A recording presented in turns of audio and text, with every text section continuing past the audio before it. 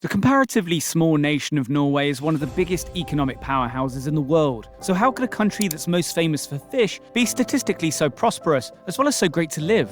Norway regularly ranks in the top 10 in key success metrics like GDP, life expectancy, and percentage of graduates. Surely that's a lot of fish sold to get to that point. But there's a lot more to it than that. Norway's near-perfect economy is a story that includes shrewd decisions, luck, and world-class money management. Norway wasn't always this way.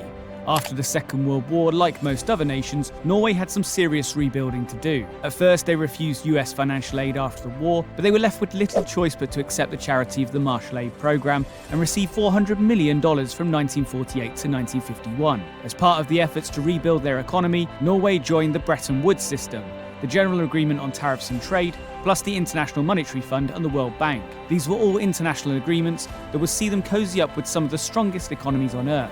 Norway crucially also chose to become a member of NATO and the United Nations. This will become a very important point in the next section of the video. In 1958, they also joined the European Free Trade Area, but not the EU.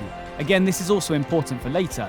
This will all be in the same year. Norway made the krona convertible to the US dollar, as a lot of other Western nations did with their currencies. Despite Norway's boom being put down to a certain black gold, which we'll explore very soon, the years from 1950 to 1973 are often called the golden era of the Norwegian economy. GDP per capita shows an annual growth rate of an impressive 3.3%. Foreign trade ramped up massively, unemployment was a thing other countries had, and the inflation rate was stable. This was pinned on the large public sector and good economic planning. This is known as the Nordic model, one with a massive public sector that looks after its people. But although this was a strong period for Norway and the other Scandinavian countries around them, comparatively, its economy wasn't growing at the rate of other Western nations. But that was about to change. In 1959, the Netherlands found a massive natural gas field in the area of Groningen. This got the noses of major oil companies such as Shell, Esso, and Chevron twitching, and they started sniffing around to start looking for oil and gas in the North Sea as well. But at this point, the sea borders between Denmark, Great Britain, and Norway hadn't been agreed. The treasure near the Netherlands prompted them to sort this out, and in 1965, following the principle of equidistance, borders were drawn. However, this could have been very different. Norway's border might have ended up by what is known as the Norwegian Channel, an elongated trench in the seafloor off the North Sea. Instead, Denmark was also negotiating with Germany about their borders and had pushed the equidistant argument with them. So to avoid hypocrisy, they took the same approach towards Norway. Pretty soon after, they probably wish they hadn't. There is also a myth in Norway that none of this happened, and the Danish foreign minister instead had been drinking whiskey in the negotiations, leading to him being a bit loose-handed with their borders. But alas, this is just a joke between Scandinavians. Regardless on how the borders were decided, it was very important that they had been,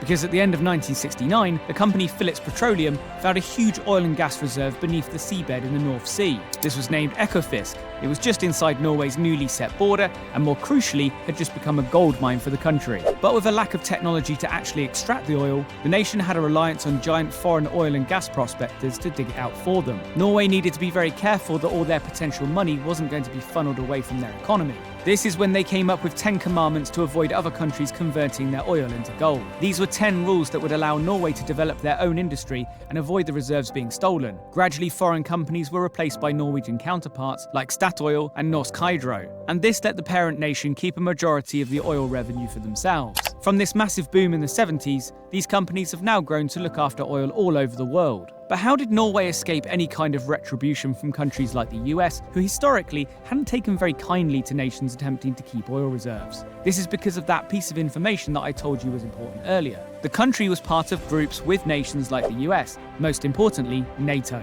As a crucial ally of the US and similar nations, this gave them a certain amount of immunity to keep the liquid gold for themselves. But oil alone can't make a country prosperous.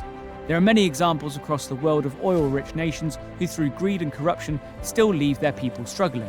Norway's strong democratic tradition, with politicians who have put the interest of the country over themselves, is a massive part of their strength today. The lack of corrupt politicians thinking about their own interests and letting private enterprises dictate the rules of business has meant that Norway has been able to achieve steady growth and funnel it back down to its citizens. A huge part of this is the 51% tax on petroleum-related income, which on top of the 27% income tax gives a huge 78% total tax rate. This all goes into the state treasury to be used for the country's people. Also, as time has moved past the 70s and 80s, the treasury has needed less money to develop new technology and infrastructure to explore new parts of the seabed. This has meant a lot more left over for the nation itself.